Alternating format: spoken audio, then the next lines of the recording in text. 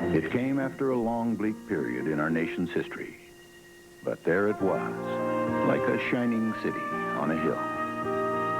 It was morning again in America. You know, the day Ronald Reagan took office, this country was in big trouble. We had runaway inflation, soaring taxes, high unemployment, and low morale. Wasn't a pretty picture. Reagan had to confront the worst economic crisis of any president since Franklin Roosevelt inherited a depression. But Reagan rolled up his sleeves. He got inflation down to almost nothing. He cut taxes, simplified the whole tax system. His combination of cutting taxes and regulations led to the fastest growth without inflation in the century, 21 million new jobs, 4.5 million new businesses. It was the longest peacetime economic expansion in our history. The country made an unbelievable comeback. The man knew how to make things work. He was one hell of a CEO. Ronald Reagan ended the Cold War. First, he had to stop the American retreat, which saw American hostages in Iran, Soviet occupation of Afghanistan, and other problems all over the world. He stopped the Soviet advance by building up a military establishment and by developing the concept of strategic defense, which provided a huge incentive for the Soviets to come to the bargaining table. I told him we don't mistrust each other because of these weapons we have, and because we're armed this way.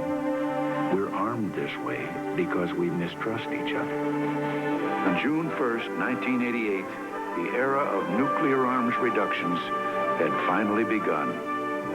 But despite our success, we still had some serious barriers to overcome. For too long, an ominous wall had been a sign of oppression and fear across the continent.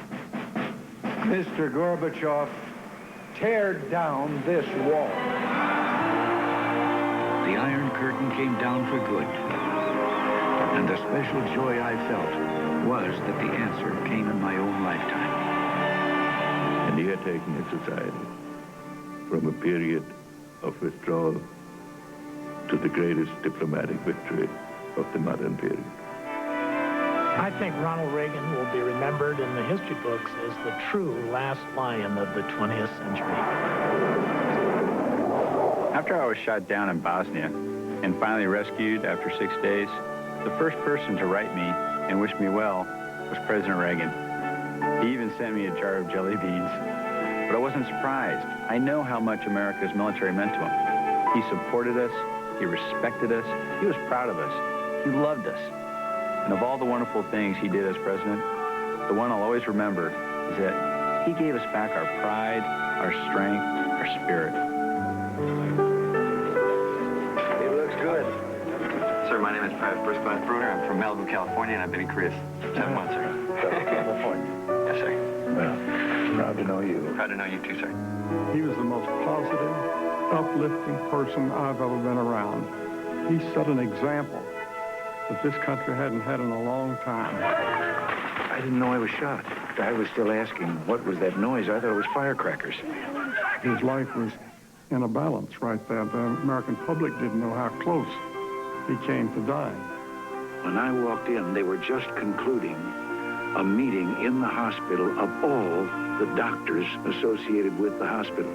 Sure, when I saw all those doctors around me, too, I said, I hope they were all Republicans. I always felt that President Reagan had this gift for winning. This beautiful optimism that made us all see the glass half full, not half empty. We saw him really as a national grandfather, a paternal and eternal optimist. And he did it all with such a wonderful sense of humor, most of it at his own expense. And we loved him for that. When you went in to see him, you got uplifted.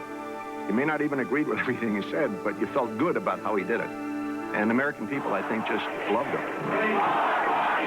All right. I'm willing if you are.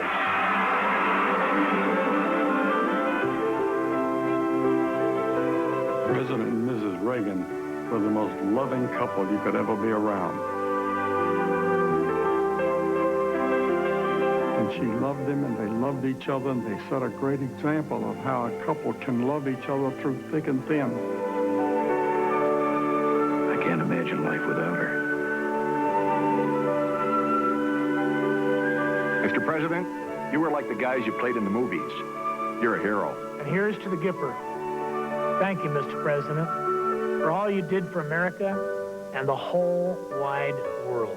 Mr. President, you did a lot for your country, and your country will never forget you. President Reagan, from all of us in the armed forces, we salute you. Thank you, President Reagan, for the twinkle in your eye and the firmness of your purpose. I wanted to give this personal word to President and Mrs. Reagan, who may be watching. I want to say, may God bless you always. I guess we did okay.